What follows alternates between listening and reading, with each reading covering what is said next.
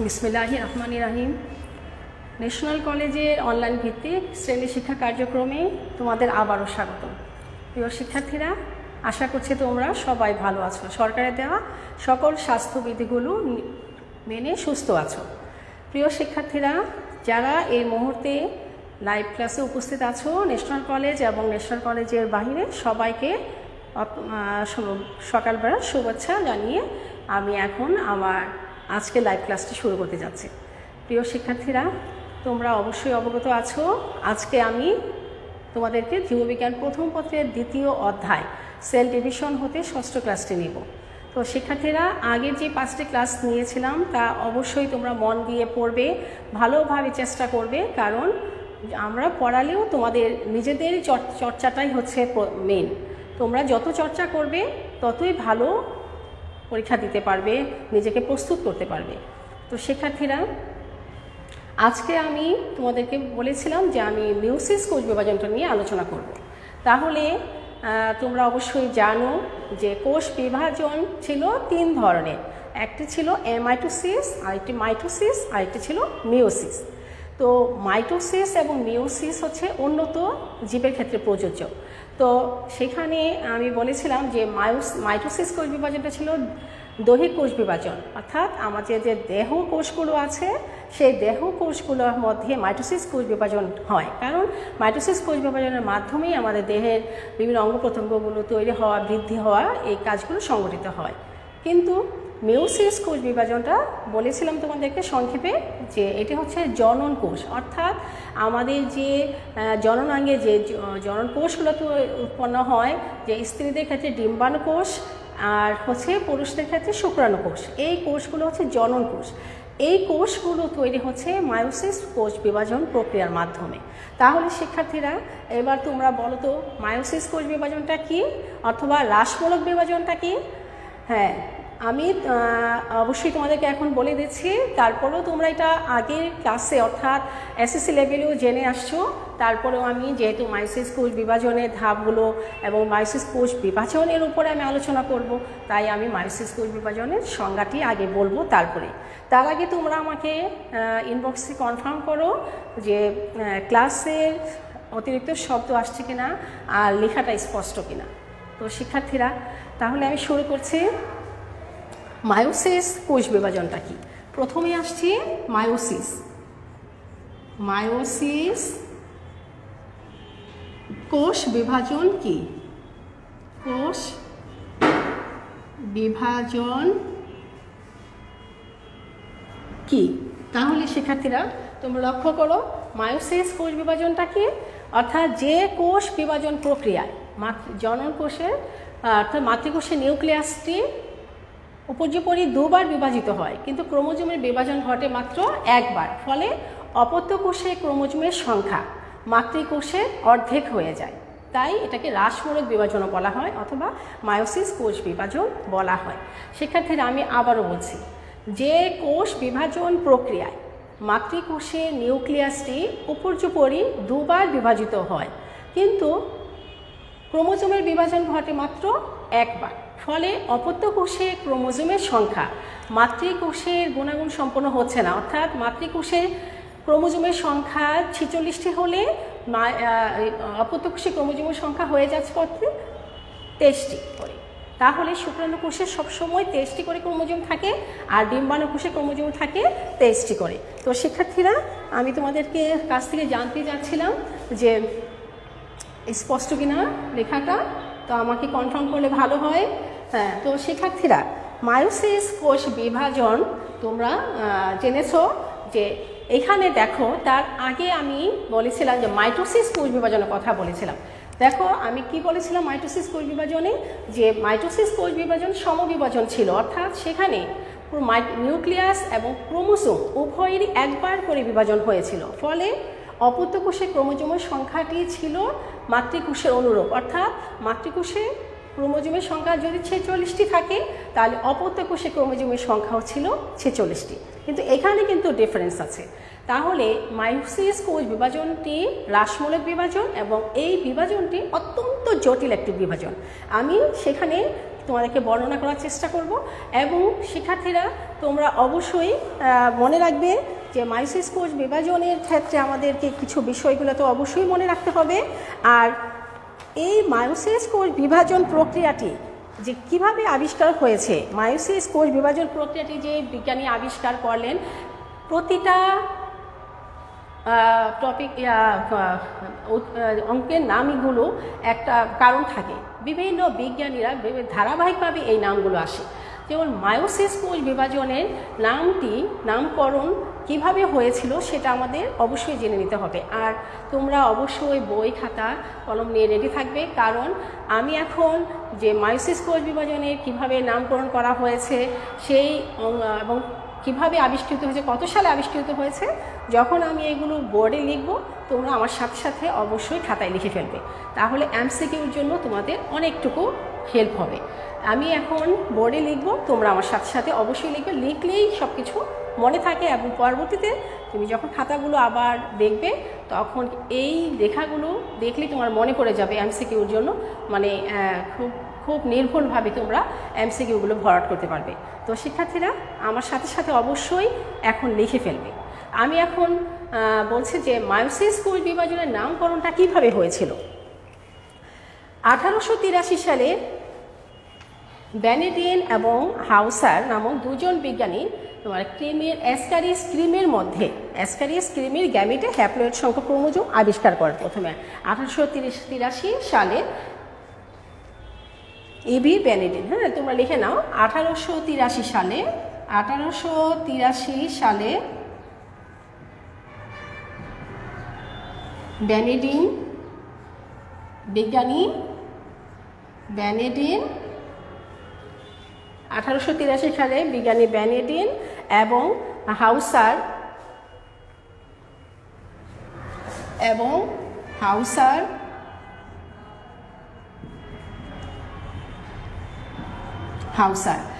এই দুজন বিজ্ঞানী কি করলেন, অ্যাসকারিস ক্রিমি, অর্থাৎ তোমরা তো 9টি পর্ব জানো, যে মোট মেজর পর্ব আছে 9টি, তার মধ্যে যে নেমাটোডা পর্ব সেখানে অ্যাসকারিস অর্থাৎ গোল কৃমি। অ্যাসকারিসের মধ্যে এইটা কিন্তু একটি পরজীবী প্রাণী, অ্যাসকারিস হচ্ছে পরজীবী প্রাণী। এই অ্যাসকারিস ক্রিমির গ্যামিটে হ্যাপ্লয়েড সংখ্যক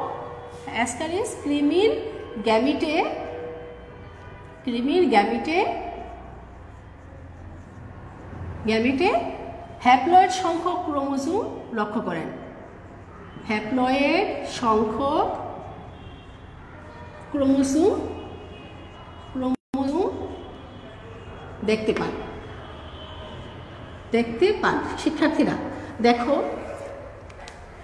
গ্যামিটের মধ্যে, তবে আমি বলেছি যে পুং গ্যামিট এবং স্ত্রী গ্যামিট অর্থাৎ শুক্রাণু কোষ ও ডিম্বাণু কোষ, এগুলোর মধ্যে হচ্ছে হ্যাপ্লয়েড সংখ্যক ক্রোমোজোম থাকে।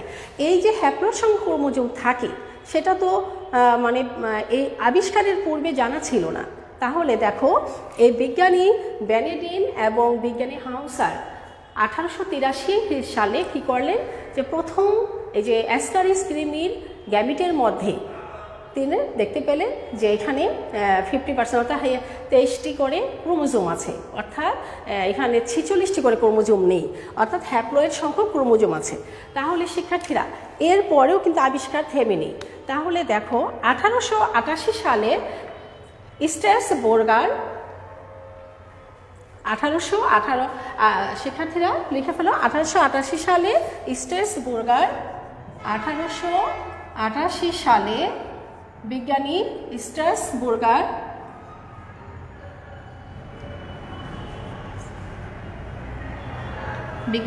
স্ট্রাসবুর্গার তিনি কি করলেন, শিক্ষার্থীরা লিখে ফেলো দ্রুত, স্ট্রাসবুর্গার সপুষ্পক উদ্ভিদের জনন মাতৃকোষে কি করলেন, সেখানে ক্রোমোজোমের হ্রাসমূলক বিভাজনটা লক্ষ্য করলেন। তো আমরা তো জানি যে সপুষ্পক উদ্ভিদের, অর্থাৎ সপুষ্পক অপুষ্পক উদ্ভিদ আমরা জানি, তো যেগুলো ফুল হয় সেগুলো সপুষ্পক উদ্ভিদের ক্ষেত্রে তিনি লক্ষ্য করলেন যে সপুষ্পক উদ্ভিদের জনন মাতৃকোষে ক্রোমোজোমের সংখ্যা এখানে হ্রাসমূলক বিভাজন লক্ষ্য করেন, হ্রাসমূলক বিভাজনটা। তাহলে সপুষ্পক উদ্ভিদে লিখে রাখো, সপুষ্পক উদ্ভিদের উদ্ভিদের জনন মাতৃকোষে, জনন মাতৃকোষে হ্রাসমূলক বিভাজন লক্ষ্য করেন, হ্রাসমূলক বিভাজন লক্ষ্য করেন, বিভাজন প্রক্রিয়াটি লক্ষ্য করেন। আচ্ছা শিক্ষার্থীরা এবার দেখো, আমি আবারও বলছি, 1888 সালে বিজ্ঞানী স্ট্রাসবুর্গার কি করলেন? বিজ্ঞানী স্ট্রাসবুর্গার সপুষ্পক উদ্ভিদের জনন মাতৃকোষে হ্রাসমূলক বিভাজন যে হয়, অর্থাৎ হ্রাসমূলক বিভাজন তোমরা বুঝতে পেরেছো, মায়োসিস কোষ বিভাজন। তো মায়োসিস কোষ বিভাজনটা তার চোখে পড়লেন, লক্ষ্য করলেন যে এখানে হ্রাসমূলক বিভাজন হয়ে থাকে। এইভাবে থেমে নেই। পরবর্তীতে 1905 সালে বিজ্ঞানী ফার্মার এবং মোরে উনি দুজন মিলে কি করলেন? সর্বপ্রথম হ্রাসমূলক বিভাজনকে মিওসিস বলে নাম দেন। শিক্ষার্থীরা 1905 সালে এরপর 1905 সালে শিক্ষার্থীরা লিখে ফেলো দ্রুত। 1905 সালে বিজ্ঞানী জে.বি. ফার্মার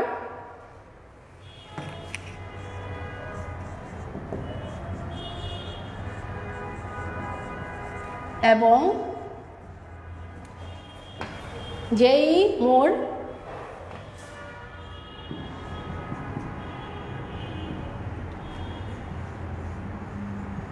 এই দুজন বিজ্ঞানী কি করলেন? তারা এই হ্রাসমূলক বিভাজনকে নাম দেন মিওসিস। এই হ্রাসমূলক বিভাজনের নাম দেন এই যে হ্রাসমূলক বিভাজন বলা হয়েছিল, হ্রাসমূলক বিভাজনের নাম দেন, এটা প্রথমে হ্রাসমূলক বিভাজন হিসেবে দেখা হয়েছিল, পরে এই বিভাজনের নামকরণ করেন মিওসিস, অর্থাৎ বিভাজনের নামকরণ করেন মিওসিস।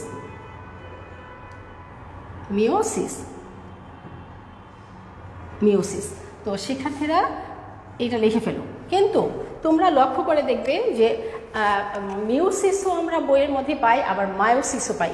এই নিয়ে আমাকে অনেক সময় অনেক স্টুডেন্টরা জিজ্ঞাসা করে যে কোনটা ঠিক, মিওসিস না মায়োসিস। আসলে মিওসিস পূর্বে এটা নামকরণ করা ছিল, কিন্তু পরবর্তীতে কিন্তু সেটা সংশোধন করা হয়েছে।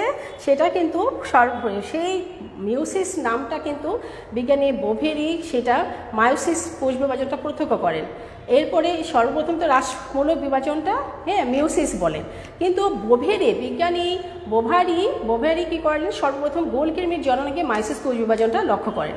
বিজ্ঞানী বোভারি, শিক্ষার্থীরা এটা লেখায় তারপর আবার লিখো, বোভারি সর্বপ্রথম গোলকৃমির জননাঙ্গে, বিজ্ঞানী বোভেরি সর্বপ্রথম, বিজ্ঞানী আরেকজন বিজ্ঞানী আছেন, এরপরে তোমাদের আমি ইতিহাসটা বলবো।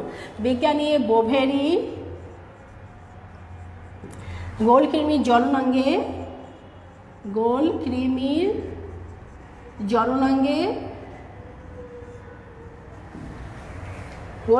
জননাঙ্গে কি করলেন? এই মায়োসিস কোষ বিভাজনটি প্রত্যক্ষ করেন।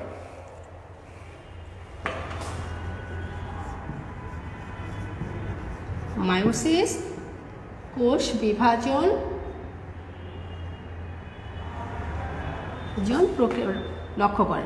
প্রত্যক্ষ করেন।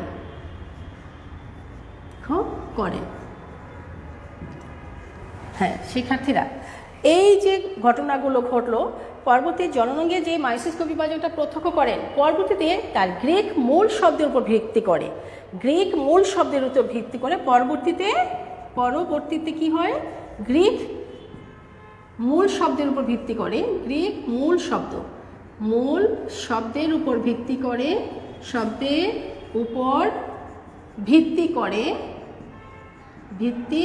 করে এই মিওসিস কোষ বিভাজনকে নাম রাখা হয় মায়োসিস কোষ বিভাজন, অর্থাৎ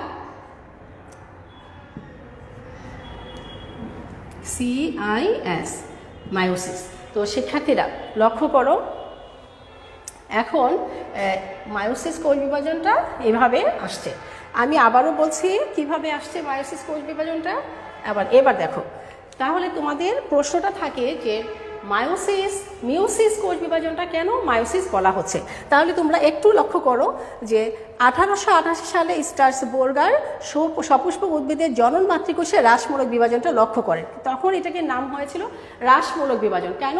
কারণ ক্রোমোজোমের সংখ্যা দেখা গেছে যে দেহকোষে যেমন মাতৃকোষের অনুরূপ ক্রোমোজোমের সংখ্যাগুলো থাকে, অর্থাৎ সেখানে দেখা গেছে যে 46টি করে ক্রোমোজোম থাকে, 2n সংখ্যক ক্রোমোজোম থাকে দেহকোষগুলোতে। মাইটোসিস কোষ বিভাজনের প্রক্রিয়া মাতৃকোষে অনুরূপ থাকে, কিন্তু মিওসিস কোষ বিভাজনে তুমি লক্ষ্য করলেন যে সেখানে ক্রোমোজোমের সংখ্যা 23টি করে পাওয়া যাচ্ছে, অর্থাৎ n সংখ্যক করে পাওয়া যাচ্ছে।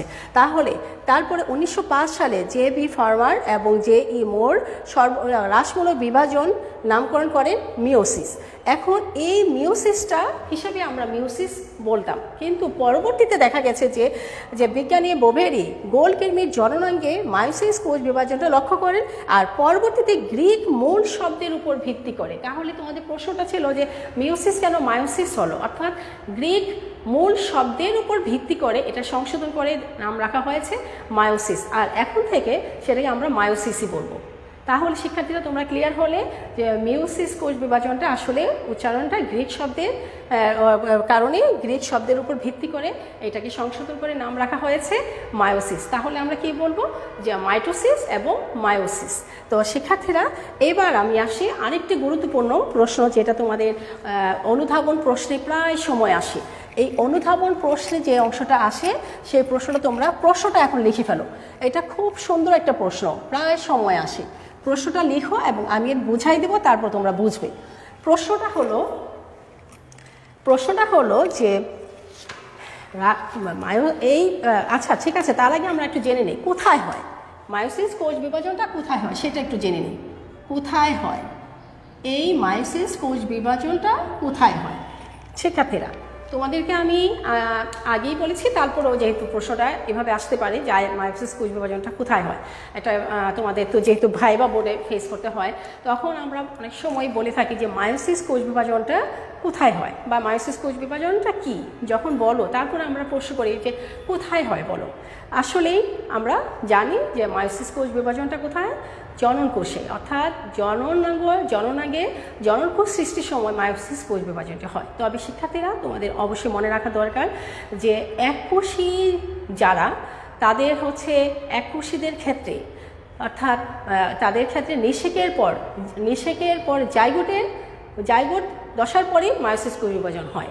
কিন্তু যারা ডিপ্লয়েড, অর্থাৎ ডিপ্লয়েড যারা, তাদের ক্ষেত্রে এটা হচ্ছে মানে নিষেকের পূর্বে জননকোষ সৃষ্টির সময় এই মায়োসিস কোষ বিভাজন হয়। শিক্ষার্থীরা তোমরা আবারও আমার কথাটা খেয়াল করো, যারা এককোষী ইউক্যারিওট, তাদের ক্ষেত্রে তাদের মানে নিষেকের পরে যখন জাইগোট সৃষ্টি হয়, তার পরবর্তীতে গিয়ে মায়োসিস কোষ বিভাজন হয়ে তাদেরকে আবার হ্যাপ্লয়েড দশায় পরিণত করে। অর্থাৎ যারা এককোষী তারা হচ্ছে হ্যাপ্লয়েড, তাদের নিষেকের পরে তো জাইগোট তৈরি হওয়ার পরে এটা ডিপ্লয়েড হয়ে যায়। তারা যেহেতু হ্যাপ্লয়েড, তাই আবার মিওসিস কোষ বিভাজনটা ঘটিয়ে, হ্রাসমূলক ঘটিয়ে তাদের আবার কি হয়, আবার হ্যাপ্লয়েড দশায় পরিণত হয়। তাহলে নিষেকের পর যারা এককোষী ইউক্যারিওট জীব, তাদের ক্ষেত্রে নিষেকের পর যখন জাইগোট উৎপন্ন হয়, জাইগোটের পরেই মিওসিস কোষ বিভাজন ঘটবে। তাহলে যারা ইউক্যারিওট বহুকোষী, অর্থাৎ 2n ডিপ্লয়েড জীব, আমাদের ক্ষেত্রে এটা হচ্ছে নিষেকের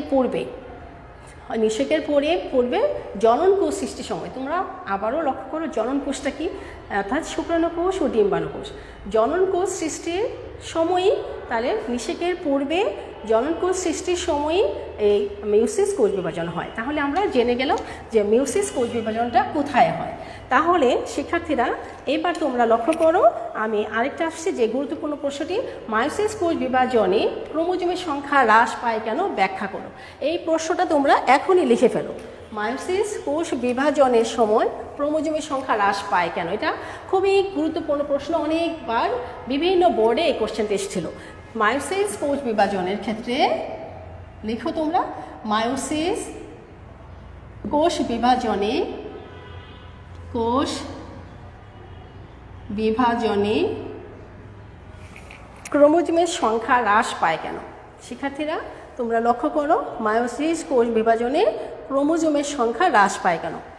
বিভাজনে ক্রোমোজোমের সংখ্যা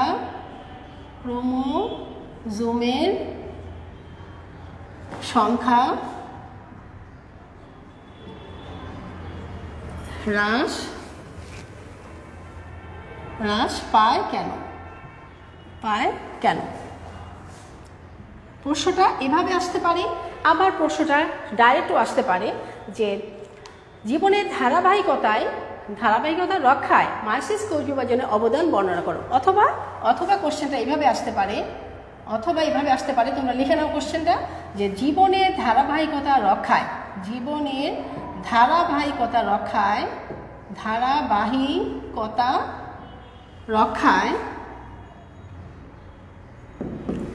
মায়োসিস কোষ বিভাজনের গুরুত্ব, মায়োসিস কোষ বিভাজনের অবদান বর্ণনা করো। রক্ষায় মায়োসিস কোষ বিভাজনের অবদান বর্ণনা করো। মায়োসিস কোষ বিভাজনের অবদান বর্ণনা করো বা ব্যাখ্যা করো। তো শিক্ষার্থীরা, এটা একটি গুরুত্বপূর্ণ প্রশ্ন। শিক্ষার্থীরা, প্রশ্নটা মায়োসিস কোষ বিভাজনে ক্রোমোজোমের সংখ্যা হ্রাস পায় কেন, এভাবেও প্রশ্নটা আসতে পারে। এটা অনুধাবনমূলক প্রশ্ন। আবার আসতে পারে যে জীবনের ধারাবাহিকতা রক্ষায় মায়োসিস কোষ বিভাজনের অবদান বর্ণনা করে। একই উত্তরটা একই, কিন্তু কোশ্চেনটা দুভাবে আসতে পারে, তাহলে বিভিন্নভাবে আসতে পারে, কিন্তু এই দুভাবেও যদি আসে, যেভাবেই আসুক উত্তরটা একই। এখন আমি তোমাদেরকে এটার উত্তরটা বোঝানোর চেষ্টা করবো, তোমরা আমাকে বুঝে নাও। তারপরে তো বই আগেও পড়বে, ক্লাসের পড়বে, আর আমি বুঝাই দেওয়ার পরও বইটা ভালো করে পড়বে। এখন তোমরা বুঝে নাও কেন এই কথাটা বলা হয়েছে যে মায়োসিস কোষ বিভাজনে ক্রোমোজোমের সংখ্যা হ্রাস পায় কেন। হ্যাঁ শিক্ষার্থীরা, তাহলে তোমরা দেখো কেন হ্রাস পাচ্ছে। উত্তরটাও মোটামুটি তোমরা জানো, কিন্তু প্রশ্ন খাতাতে লিখতে গেলে অবশ্যই সুন্দর করে লিখতে হবে। তা আমরা জানি যে গ্যামেট অর্থাৎ পুং গ্যামেট এবং স্ত্রী গ্যামেট, এই গ্যামেটগুলো হচ্ছে হ্যাপ্লয়েড সংখ্যক হয়। কেন হয়? কারণ দেহের অন্যান্য কোষগুলো কিন্তু জাইগোটের প্রয়োজন হয় না, জাইগোটে যায় কিন্তু গ্যামেট কোষগুলো। তাহলে গ্যামেট তো দুই ধরনের, পুং গ্যামেট এবং স্ত্রী গ্যামেট, যাকে আমরা বলি ডিম্বাণু কোষ, শুক্রাণু কোষ। এখন এই দুইটা কোষ যেহেতু মিলিত হয়েই জাইগোট দশায় পরিণত হয়, জাইগোট একটি কোষে পরিণত হয়, সেই কোষটি বিভাজনের মাধ্যমে দেহের বিভিন্ন অঙ্গ প্রত্যঙ্গ এবং তৈরি হয় এবং কোষের বৃদ্ধি ঘটায়। তাহলে শিক্ষার্থীরা, যদি দেখো, যদি দেহের দৈহিক কোষের অন্যান্য কোষের মতো যদি এই ডিম্বাণু কোষ এবং শুক্রাণু কোষ যদি 46টি করে থাকতো, তাহলে তোমরা দেখো, আমি এটা আরেকটু সহজ করে বোঝানোর জন্য যদি আমি ব্যাখ্যাটা এইভাবে দিই তাহলে কেমন হবে। দেখো, আমি যদি ব্যাখ্যাটাকে একটু চিত্র এঁকে তোমাদের বোঝানোর চেষ্টা করি। শিক্ষার্থীরা দেখো, এটা হচ্ছে ডিম্বাণু কোষ, হ্যাঁ, এটা হচ্ছে এন সংখ্যক, অর্থাৎ n = 23টি ক্রোমোজোম। এখানে আছে 23টি ক্রোমোজোম, যেটা মিয়োসিস কোষ বিভাজনের মাধ্যমে ডিম্বাণুগুলো তৈরি হয়ে থাকে। তারপরে দেখো, এটা হচ্ছে শুক্রাণু কোষ, এটাও মধ্যেও আছে কি n, অর্থাৎ n = 23টি কোষ। এখন দেখো, এই শুক্রাণু এবং এই ডিম্বাণু দুইটা মিলিত হয়ে জাইগোট তৈরি হয়। তাহলে জাইগোটটা হচ্ছে n + n, অর্থাৎ 2n। এখানে তাহলে কয়টা আসলো? 23 যদি n যদি 23 হয়, তাহলে 23 এবং 23 মিলে হবে জাইগোটের মধ্যে 46টি, অর্থাৎ 23 + 23 = 46। তাহলে দেখো, আমাদের দেহের অন্যান্য অঙ্গ প্রত্যঙ্গ, অর্থাৎ আমাদের যে চোখ, হাত, পা, বিভিন্ন অঙ্গ প্রত্যঙ্গগুলো আছে, সেখানে কোষগুলো কিন্তু 2n, অর্থাৎ 46টি করে। কিন্তু ওই কোষগুলো তো জাইগোটে তৈরি যাবে না, জাইগোটে যাবে কি গ্যামেটগুলো দুই ধরনের গ্যামেট, পুং গ্যামেট এবং স্ত্রী গ্যামেট। যেহেতু তাদের জাইগোটের প্রয়োজন আছে, জাইগোট দশায় যাবে, তাহলে সেখানে তাদের আবার যোগফলে গিয়ে 46টি হচ্ছে। এবং এই কোষটি আবার দৈহিক বৃদ্ধি ঘটাচ্ছে কে? মাইটোসিস কোষ বিভাজন। মাইটোসিস কোষ বিভাজনের মাধ্যমে এই কোষগুলো আবার দৈহিক বৃদ্ধি করছে, এবং পরবর্তীতে যখন আবার জনন কোষে তৈরি করবে, তখন আবার সেই মিয়োসিস কোষ বিভাজনের মাধ্যমে আবার গ্যামেট তৈরি করার সময় আবার সেই 23টি উৎপন্ন হবে। তার মানিকটা কি বুঝালাম আমি?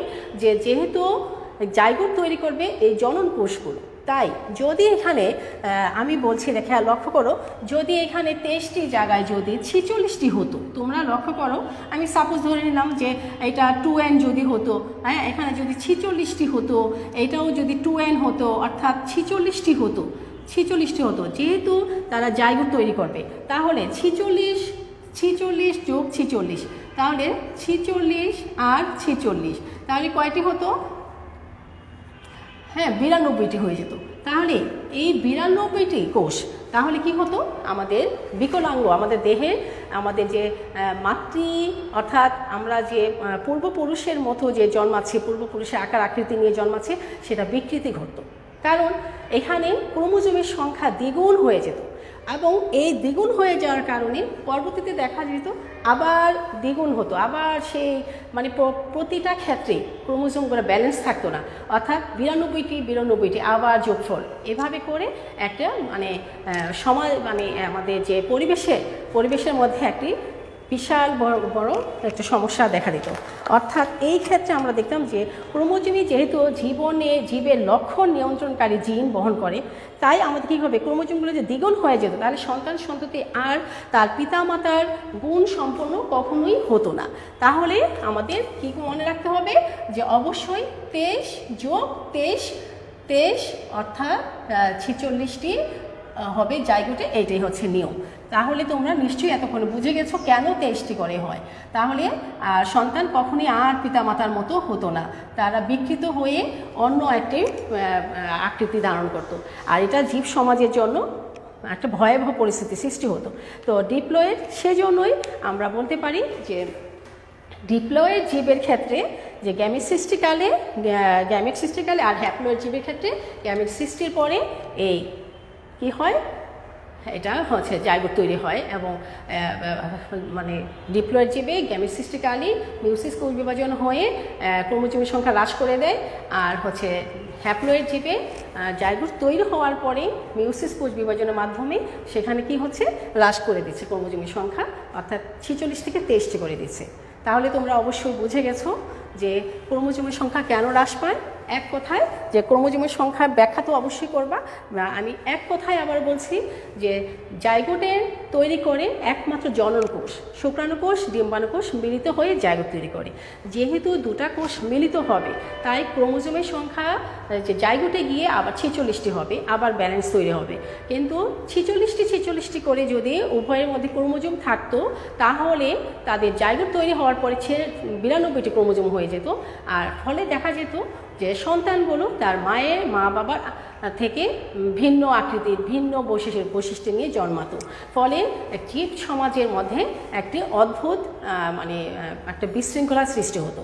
তাই জীব জগতে যেন একটা শৃঙ্খলা থাকে, সেই জন্য এবং সন্তানরা যেন পিতামাতার অনুরূপ হয়, সেই কথা চিন্তা করে সৃষ্টিকর্তা এই জনন কোষটার মধ্যেই কেবলমাত্র হ্রাসমূলক বিভাজনের মাধ্যমে তাদেরকে ক্রোমোজোমের সংখ্যা 50% করে দিয়েছেন, অর্থাৎ 23টি করে দিয়েছেন, যা পরবর্তীতে আবার জাইগোটের মাধ্যমে 46টি হবে। তো সেক্ষেত্রে তোমরা নিশ্চয়ই ক্লিয়ার হয়ে গেলে যে মায়োসিস কোষ বিভাজনে ক্রোমোজোমের সংখ্যা হ্রাস পাওয়া এটি হলো মূল কারণ।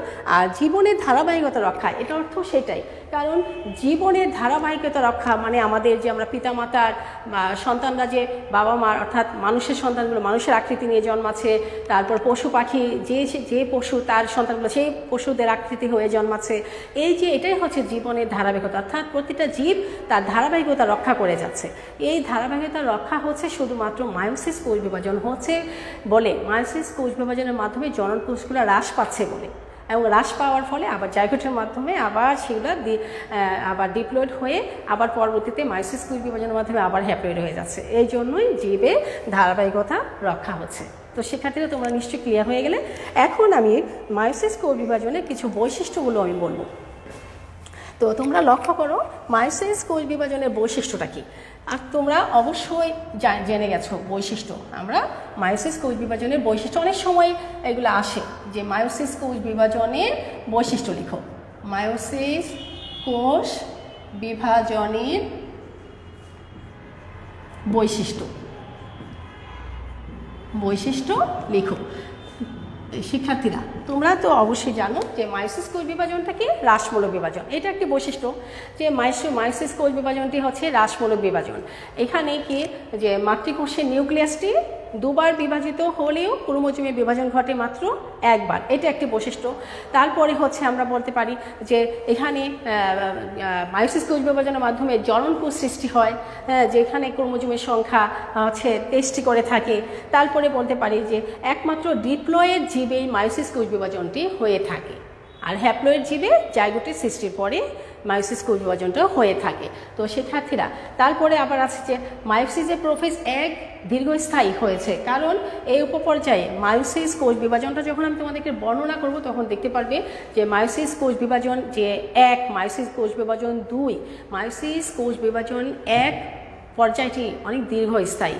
কারণ এই মায়োসিস এক পর্যায়ের মধ্যে তোমাদের এখানে এই দীর্ঘস্থায়ী হওয়া এটি 5টি উপপর্যায়ে বিভক্ত করা হবে।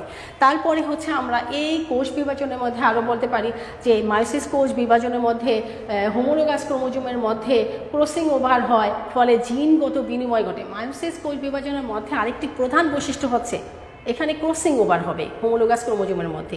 যখন ক্রসিং ওভার হয় অর্থাৎ বাবা থেকে একটি ক্রোমোজোম এবং মায়ের থেকে আগত ক্রোমোজোমের মধ্যে যখন ক্রসিং ওভার হয় তখন একজনের ক্রোমোজোমের কিছু অংশ আরেকটি ক্রোমোজোম, বাবার কিছু অংশ এবং মায়ের কিছু অংশ বিনিময় ঘটে। পরবর্তীতে এই বিনিময় ঘটার কারণে যে অংশটুকু ভেঙে জোড়া লেগেছে, হ্যাঁ, একজনের থেকে আরেক ভেঙে ক্রস হয়েছে। ক্রসিং ওভারটা আবার তোমাদের যখন বুঝাবো আরও ডিটেলস ব্যাখ্যা করব। ক্রসিং ওভারের কারণে কিছু অংশ পরিবর্তন হয়ে যায়, যার ফলে সন্তান কখনোই বাবা মায়ের ডুপ্লিকেট হয় না। তোমরা লক্ষ্য করে দেখো আমরা যখন জন্মগ্রহণ করেছি বা এখনও আমাদের যারা ছোট ছোট আমার পরিবারের সদস্যরা জন্ম হচ্ছে তাদের ক্ষেত্রে কিন্তু একটু লক্ষ্য করে দেখো আমরা কিন্তু মেলানোর চেষ্টা করি যে অমুক সন্তানটি তার বাবার সাথে এতটুকু মিল, মায়ের সাথে এই অংশটুকু মিল, তার ফুপুর সাথে মিল, তার খালার সাথে মিল। এগুলো কেন বলছি? ক্রসিং ওভার হয়। মায়োসিস কোষ বিভাজনের একটা গুরুত্বপূর্ণ অংশ হচ্ছে ক্রসিং ওভার। এই মায়োসিস কোষ বিভাজন প্রোফেজ একের মধ্যে ক্রসিং ওভারটা হয়।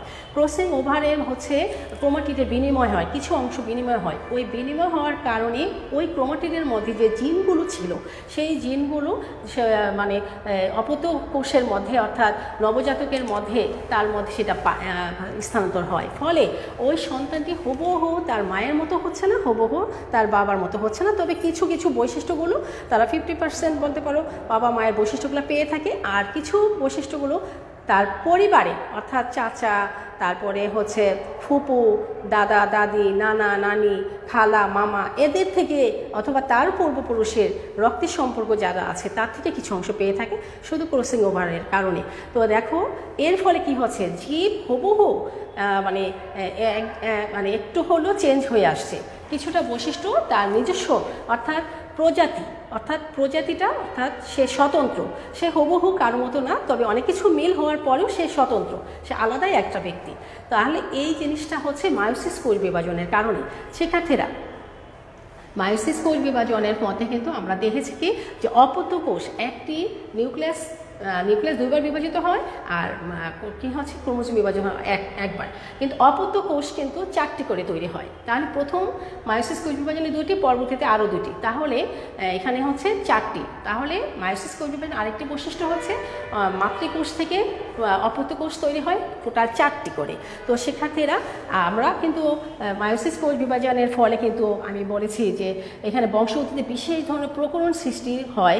আর প্রকরণ সৃষ্টি হওয়া কিন্তু জীবের জন্য অত্যন্ত গুরুত্বপূর্ণ। মায়োসিস কোষ বিভাজনের কারণে কিন্তু একটা পরিবেশের মধ্যে বৈচিত্র্যের সৃষ্টি হচ্ছে। এইগুলা হচ্ছে মায়োসিস কোষ বিভাজনের একটি অনন্য বৈশিষ্ট্য।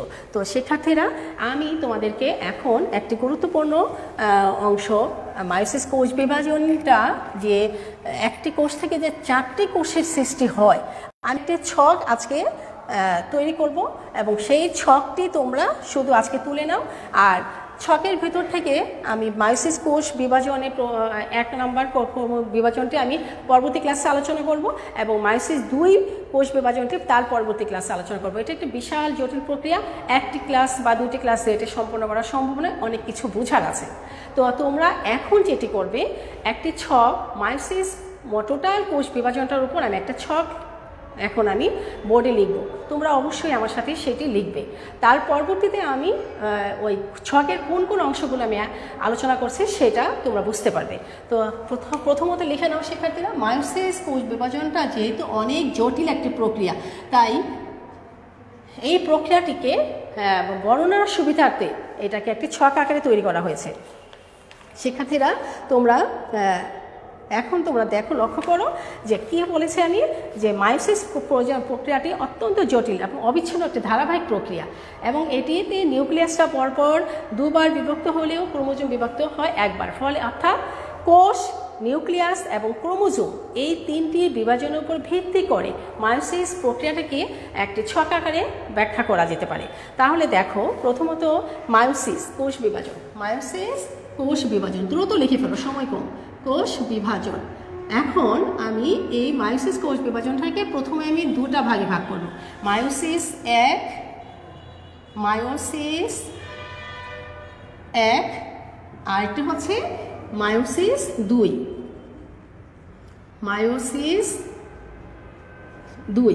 শিক্ষার্থীরা, মায়োসিস 1 এর ধাপগুলো সম্পন্ন হওয়ার পরে ক্যারিওকাইনেসিস ঘটবে এবং সাইটোকাইনেসিস ঘটবে। তাই আমি কাইনেসিসটা একটু লিখে ফেলছি আগেই। ক্যারিওকাইনেসিস এবং সাইটোকাইনেসিস ঘটবে। ক্যারিওকাইনেসিস 1, ক্যারিওকাইনেসিস দুবার ঘটবে। এই প্রক্রিয়ার শেষ হওয়ার পরে ক্যারিওকাইনেসিস ঘটবে। ক্যারিওকাইনেসিস তো তোমরা জানো যে নিউক্লিয়াসের বিভাজনটাকে বলা হয় ক্যারিওকাইনেসিস। তাহলে ক্যারিওকাইনেসিস যেহেতু দুবার ঘটবে, তাই ক্যারিওকাইনেসিস 1 দাও এটাকে, ক্যারিওকাইনেসিস 1। আর সাইটোকাইনেসিস, যখন ক্যারিওকাইনেসিস ঘটার মাধ্যমে কোষ দুটা হয়ে যাবে, তখন তাদের মাঝখানে একটি প্লাজমা পর্দা থাকে। আর উদ্ভিদ কোষের ক্ষেত্রে প্লাজমা পর্দার উভয় পাশে দুটি কোষ, মানে কোষ প্রাচীর তৈরি হবে। কোষ প্রাচীরের তৈরির মাধ্যমেই এই দুটি কোষ সম্পূর্ণভাবে আলাদা হয়ে যাবে। আর সাইটোপ্লাজমের বিভক্তিটাকে বলা হয় সাইটোকাইনেসিস।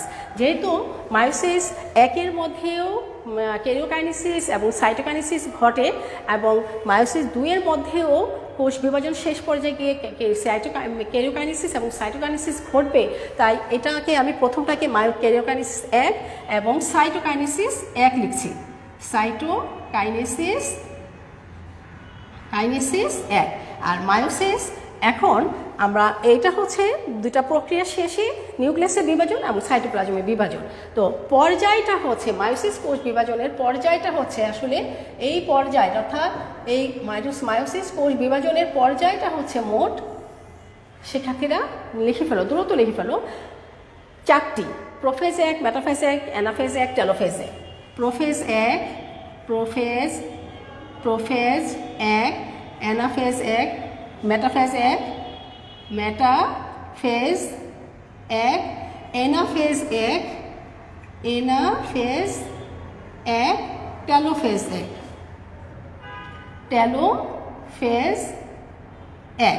শিক্ষার্থীরা, টেলোফেজে এখন দেখো, প্রোফেজ 1 পর্যায়টি আবার অত্যন্ত জটিল, তাই এই প্রক্রিয়াটিকে আবার 5টি উপপর্যায়ে বিভক্ত করা হয়েছে। তো 5টি উপপর্যায়, এটা হচ্ছে উপপর্যায় আছে, অন্যটার উপপর্যায় নেই, এটা উপপর্যায়। উপপর্যায় হচ্ছে leptotene, zygotene, pachytene, diplotene, diakinesis. Leptotene, zygotene,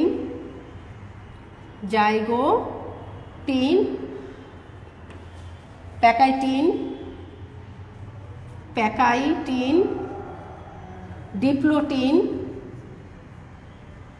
diplotene আর ডায়াকাইনেসিস।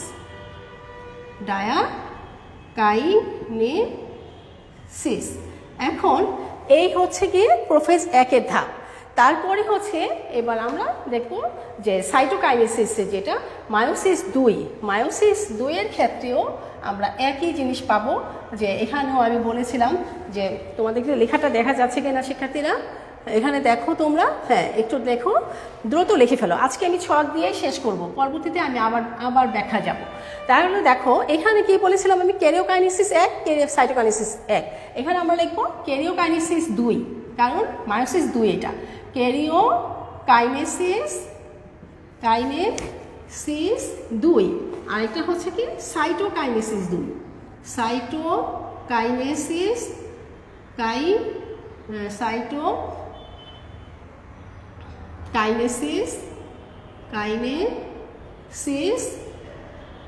2। তাহলে শিক্ষার্থীরা, লেখাটা দেখা যাচ্ছে কি, হ্যাঁ 2।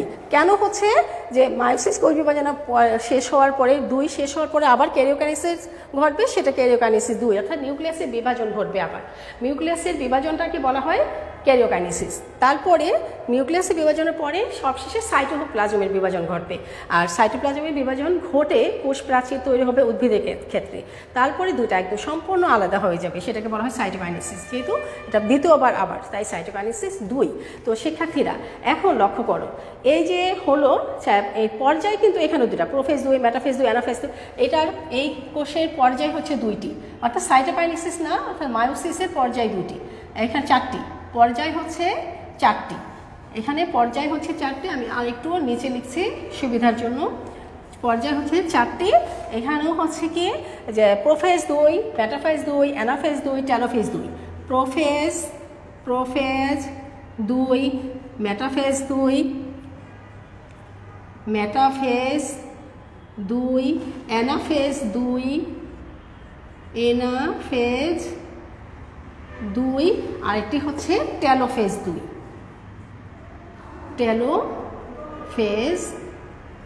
2। শিক্ষার্থীরা এই ছকটি দেখে তোমরা একটু সংক্ষিপ্ত আকারে আমার কাছ থেকে বুঝে নাও, আর পরবর্তীতে আমি মায়োসিস কোষ বিভাজনের বিভিন্ন ধারাবাহিকতাগুলো ব্যাখ্যা করব ছবি চিত্র এঁকে। এখন দেখো কোষ বিভাজন, মায়োসিস কোষ বিভাজনটাকে প্রথমত 2টি পর্যায়ে ভাগ করা হয়েছে। হ্যাঁ, একটা হচ্ছে মায়োসিস 1 আর একটা হচ্ছে মায়োসিস 2। এখন দেখো কিভাবে পর্যায়টি সম্পন্ন হচ্ছে। প্রথমে মায়োসিস 1-এর মধ্যে আসবে, আর মায়োসিস 1 পর্যায়টি শেষ করবে। প্রথমে হবে কি প্রোফেজ 1, তারপরে প্রোফেজ 1-ই যখন ঢুকবে তখন ল্যাপ্টোটিন উপপর্যায় শেষ করবে। প্রোফেজ 1-এ শুরু হবে, প্রোফেজ মায়োসিস কোষ বিভাজনের প্রোফেজ 1টা আগে শুরু হবে, এবং 1 শুরু যখন হবে তখন ল্যাপ্টোটিন উপপর্যায় জাইগোটিনে যাবে, জাইগোটিন শেষ করে প্যাকাইটিন, তারপরে ডিপ্লোটিন, তারপর ডায়োকাইনেসিস। এই প্রক্রিয়াটা শেষ করে এবার মেটাফেজ 1-এ যাবে। মেটাফেজ 1-এর দশা বা পর্যায় শেষ করে এবার অ্যানাফেজ দশায় ঢুকবে। অ্যানাফেজ দশায় ক্রোমোজোম নিউক্লিয়াসে কিছু পরিবর্তন ঘটবে, তারপর টেলোফেজ 1-এ ঢুকবে। টেলোফেজ 1 দশাটা সম্পন্ন হওয়ার পরে এবার ক্যারিওকাইনেসিস হবে, ক্যারিওকাইনেসিস এবং সর্বশেষে সাইটোকাইনেসিস ঘটবে। এই সাইটোকাইনেসিস ঘটার পরে এবার দ্বিতীয় মায়োসিস কোষ 2-এ যাবে। মায়োসিস কোষে ঢোকার পরে আবার সেই প্রোফেজ 2, তারপরে এই প্রক্রিয়াটি শেষ করে মেটাফেজ 2, এই প্রক্রিয়াটা শেষ করে অ্যানাফেজ 2, তারপরে হচ্ছে টেলোফেজ 2। টেলোফেজ 2 শেষ করার পরে এবার ক্যারিওকাইনেসিস ঘটবে। ক্যারিওকাইনেসিসের মাধ্যমে নিউক্লিয়াসের 1টা থেকে 2টা হবে, তারপরে সাইটোকাইনেসিস, সবশেষে সাইটোকাইনেসিস ঘটবে, তারপরে 2টা থেকে মোট 4টা নিউক্লিয়াস তৈরি হবে। তাহলে এই মিয়োসিসের ক্ষেত্রে এসে 1টি থেকে মাতৃকোষ থেকে 2টি নিউক্লিয়াস তৈরি হবে, আর সাইটোকাইনেসিস বিভাজনের মাধ্যমে 2টা সম্পূর্ণ নিউক্লিয়াস তৈরি হবে। কিন্তু মায়োসিস 2-এর পর্যায়ে গিয়ে সেই 2টা থেকে আরও 2টা, তাহলে কি হলো অপত্য মানে মাতৃকোষ থেকে টোটাল মায়োসিস 2 শেষ করে যখন বের হবে তখন 4টি অপত্য কোষ সৃষ্টি হবে। তাহলে আমরা কি বলছিলাম যে মায়োসিস কোষ বিভাজন প্রক্রিয়া মাতৃকোষ থেকে টোটাল 4টি অপত্য কোষ সৃষ্টি হয়। তো শিক্ষার্থীরা অনেক বোঝার আছে, অনেক মানে বোঝার শেষ নেই, এবং এই কোষ বিভাজন প্রক্রিয়াটা অত্যন্ত জটিল প্রক্রিয়া এবং আরও অনেক কিছু বুঝতে হবে। তো আমার আজকের ক্লাস এই পর্যন্ত। তোমরা ছকটি দেখবে এবং এখানে অনুধাবন জ্ঞানমূলক প্রশ্ন ছিল, সেগুলো আজকেই করে ফেলবে। আগামী ক্লাসে আমি মায়োসিস কোষ বিভাজনে প্রোফেজ মায়োসিস 1-এর দশাগুলো নিয়ে আলোচনা করব। ততক্ষণ তোমরা সবাই ভালো থাকবে, সুস্থ থাকবে, এই কামনা করে আজকের মতো আমার ক্লাসটি শেষ করছি।